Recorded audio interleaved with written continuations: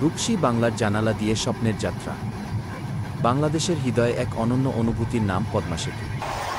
আর সেই সেতু পেরিয়ে রূপসী বাংলা এক্সপ্রেসের জানালা দিয়ে উপভোগ করা যায় অপরূপ প্রকৃতির মায়াবী রূপ। আজকের ভিডিওতে আমরা আপনাদের নিয়ে চলেছি এক মনোমুগ্ধকর ট্রেন ভ্রমণে, ঢাকা থেকে বেনাপোল পর্যন্ত রূপসী বাংলা সেতু পার হয়ে যখন ট্রেন এগিয়ে চলে ফরিদপুর, যশোরের পথে, জানালা দিয়ে দেখা মেলে বাংলার সবুজ শ্যামলভূমি। বিস্তীর্ণ তালখেজুরের সারি আর মেঠোপথ ধরে গরুর গাড়ির ধীর গতির চলন, এ যেন গ্রামের প্রাণের স্পন্দন। বিকেলের দিকে যখন ট্রেন যশোরের পথে, তখন পশ্চিমের আকাশে সূর্যাস্তের এক মোহনীয় দৃশ্য ধরা দেয়। লালকুমলা আভায় রঙিন হয়ে ওঠে আকাশ, ধানক্ষেতের ওপর নেমে আসে। যাত্রার শুরুতেই ট্রেন যখন পদ্মার ওপর উঠে, তখন যেন নতুন এক দিগন্তের সূচনা হয়।